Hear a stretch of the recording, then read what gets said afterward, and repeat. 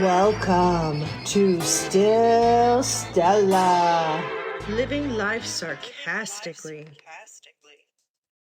Hi, y'all. Welcome to Still Stella, living life sarcastically. Today we're talking about winter and holiday preparations. Winter is here, or is it? Arizona winters can be confusing as hell. You walk out midday, jacket or no jacket? Maybe, just in case. The sun goes down and you're looking for your parka. It's like winter is really mad and keeps storming out of the room and then coming back in yelling, "Oh, and another thing!" It just can't make up its mind. It just can't decide if it wants to stay or go. I'm not complaining, though. This is the one time of year my hot flashes are not in complete control. Everyone is complaining, but I go outside with no jacket or sleeves, enjoying the cool air. I have to admit, though we don't have the snow and sub-zero temperatures, I am not trying to rub it into those of you that are shoveling their way in and out, shoveling their way in the morning and back into the driveway in the evening. Here we have the cold temperatures without the beauty of the winter wonderland. That part seems really cool, but I will pass since I hate shoveling snow. You guys that deal with that every day are either crazy or total rock stars. I think you're badasses and deserve some hot cocoa. It is officially cold feet on my husband season. He is absolute favorite time of the year. Obviously, I'm lying. He 100% hates the cold. He's already cold all the time since we keep the house subarctic temperatures through the summer just so I can cope with my hot flashes. I don't understand why he gets so worked up just because of a couple of cold feet on his back. It really is his fault since his back is so warm.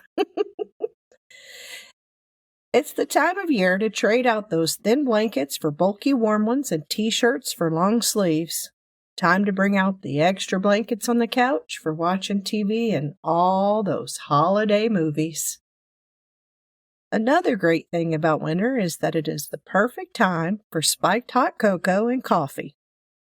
The cold is the best excuse to warm up with these tasty treats. I absolutely love spiked hot chocolate by the fire. My fake fire, that is. We have one of those TV stands with the heater below. It looks like a fireplace. It is really cool and festive without the possibility of me burning the house down. And we all know that's something to be thankful for. The older I get, the more I realize I must have a creative outlet. It can be just about anything. Some people like to read, write, paint, draw, crafting, or even gardening. Honestly, I like to do them all. I really enjoy taking something old and turning it into something cool and decorative. That's my happy place. Just like reinventing things, turning something old into something new. The problem is I have way too many different projects going on at the same time. I don't even seem to finish anything before I start another project. I'm assuming that's just part of my lack of attention span. One day, I hope I will have enough energy and all the brain power to finish all these projects. In the meantime, I'll continue to fumble along, procrastinating, and just plain avoid some of them until I'm ready to finish them. You do the same thing, you just don't admit it to yourself, do you? I have a list of to-do things I want to do that is a mile long, and I only have so much time. I have a very nasty habit of wanting to paint anything and everything I can. No, I'm not a Picasso or Monet. I just like to take old things and paint them to make them look new. I should have stock in these paint companies. I probably have almost every color of paint in the cans and spray paint. If I did have stock in these companies, I could probably retire now Although, when I retire, I'm still going to be painting away on anything and everything I can get my hands on. This is probably a good reason I should be hoarding the supplies now so I have them when I do retire. You know, like when I'm 90 years old. I hoard all kinds of things like old ceiling fans, doorknobs, and gears just to use them on something someday. My husband finally got me a she shed so I can create and store all these supplies. Bitch barn, as I prefer to call it. Well, I've spilled out into the house and the yard. I just can't be contained. I wonder if that speaks more to my big personality, or is it just my lack of self-control? We'll pretend it's because I have great plans to be completed and an enormous personality. I like to create at least one handmade gift to share with everyone for Christmas. In the past, I've made lotions, soaps, coasters with family photos, blankets, ornaments, vanilla, and even orange extract. I feel like I have to make something to go along with whatever gift I give. I enjoy the process of making something special for each person. The more recent gift that seems to get the most attention is the moonshine. My husband and I make flavored moonshine to share with our family and closest friends. We've made root beer, blueberry, cherry, and the most loved apple pie moonshine. This stuff is real yummy and sneaky as hell. You think it's no big deal until you drink a little too much and you start questioning your life choices. It's a great little gift we can make together, so it's a fun tradition for us. We've also made cider beer and honey wine. I appreciate how much he likes to do this because we've always have fun doing it together, which just goes to show he loves creating just as much as I do. Well, maybe not as much, but close. In all these years making handmade gifts, there have been plenty of failures. The year we made blueberry moonshine, it came out just too syrupy. It just wasn't quite right. Luckily, we had made 2 flavors, so we still had some to give out. One of my epic handmade fails was the year I made Bailey's. It turned out so thick you couldn't even pour it. I made the equivalent of Bailey's cream and put it in these cool bottles. I was so excited, thinking how yummy for everyone's coffee. Boy, was I wrong. It was a true epic fail. It might have tasted good, but I wouldn't know, because once it was done and refrigerated, it became so damn thick you could not even pour it. And of course, we didn't know that as we gave it out to everyone. I only realized the failure when I tried to use it and I couldn't even get it to pour out of the bottle. I only wish I could have seen how funny it was when everyone tried to use it. You know, smacking it like a ketchup bottle, trying to get it going. They probably wondered what the hell this stuff was I gave them. And for the record, I was never able to get it to come out of that bottle. I've dabbled in almost every type of craft there is, and I'm always looking for something new to try. I enjoy the challenge of learning something new. And I'm not saying I'm good at these crafts, but I need them to help me mentally. Using my creativity keeps me occupied and out of trouble. Well, not completely out of trouble, but I guess it helps a little. Last week was the official day of Christmas lights, which means I'm also behind on the Christmas lights. I do love driving around to see all those pretty lights. Did you get yours up yet? It is that time of year to decorate for Christmas. I have barely had time to take down all the Halloween stuff. Normally, I'm ready to decorate the day after Thanksgiving. This year, I'm just trying to make the time to get out there and pull the Christmas stuff out of the shed.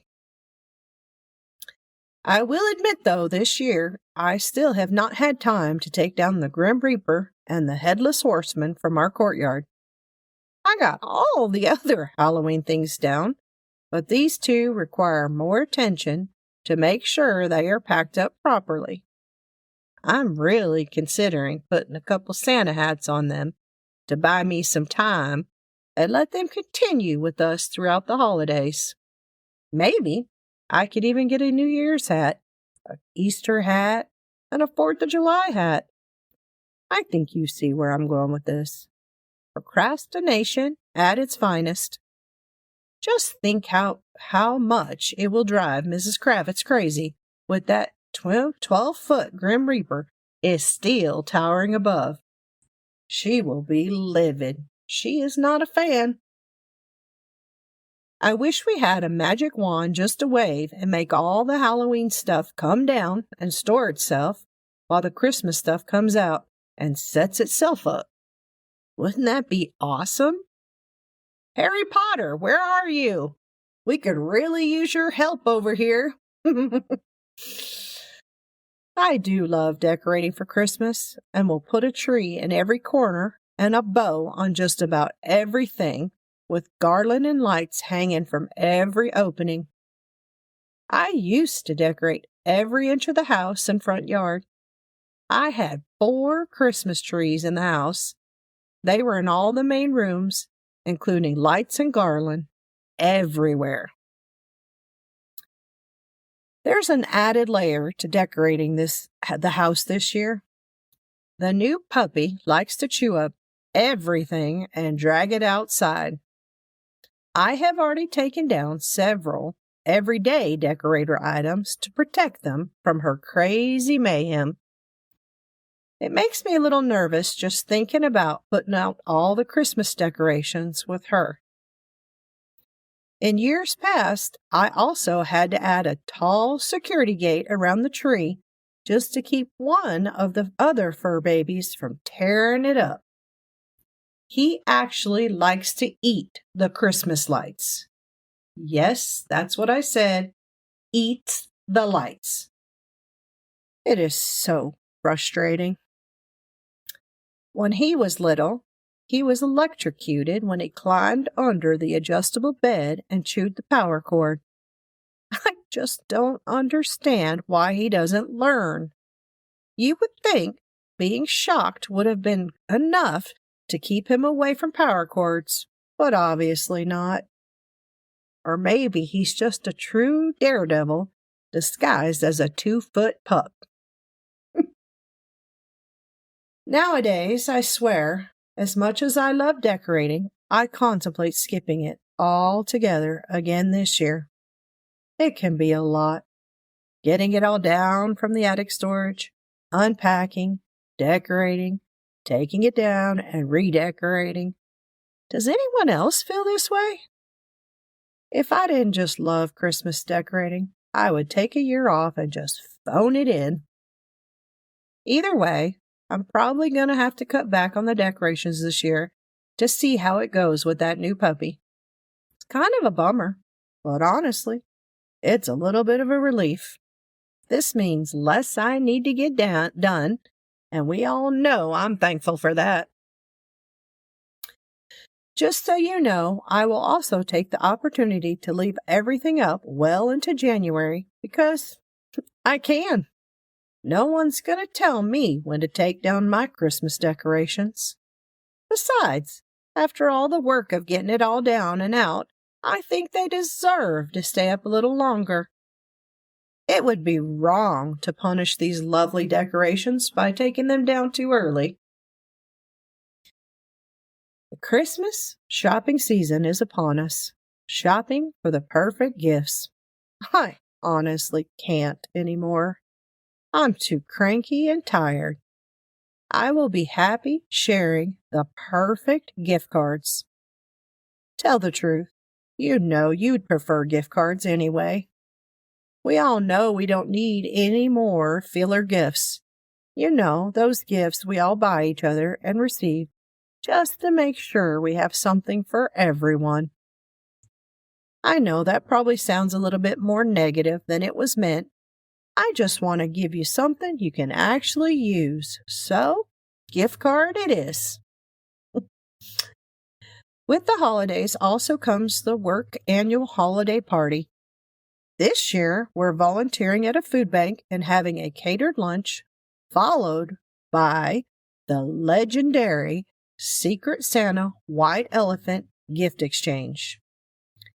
Now, if you're not familiar with the White Elephant, here's how it works. You buy a gift at a set dollar amount and wrap it up so it's going to be gifted anonymously.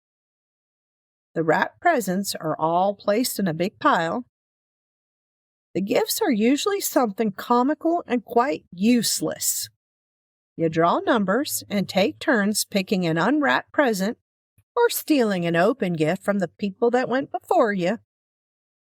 This is always so funny watching everyone throw down and fight over the cool gifts. There are always a few white elephant gifts that are way too funny, and you enjoy the back and forth to see who ends up with them. Some people can be extremely creative and funny, providing gifts no one really wants. This is a great bonding experience and is definitely one of my favorite traditions. Today is National Cookie Day. Now, this is my kind of holiday. Any holiday that requires I eat something yummy, then I am in. You don't have to tell me twice. It's time to make cookies to share with everyone. One of the mandatory cookies since my kids were young were those Pillsbury, the ready-to-bake sugar, those shaped sugar cookies. They loved them because they always have cool designs like Santa, snowmen, and Elf. How excited would Elf be to learn he was on a cookie? He'd be shouting it from the rooftops. Now I'm picturing Will Ferrell in tights inhaling sugar cookies. Again this year, I've been invited to a cookie-making extravaganza with some great friends. They assemble several mixers and tons of kitchen equipment with all the ingredients and recipes. It is a baking marathon. It is a great time to visit and laugh. I don't think I have ever seen so many handmade goodies in one place. I look forward to it every year. Make sure to enjoy your favorite cookies today. Thank you for listening, and please take a moment to follow or subscribe so you are notified when the next episode is available. New episodes are available every Thursday. Some of you have messaged me to share your stories, and I really appreciate it. Please share your best holiday stories on my Facebook page. I'd love to hear them. I love hearing how y'all are navigating these holidays as well. Let's have fun together, and please share this chaos with all your friends. Thank you for listening to Still Stella, Living Life Sarcastically.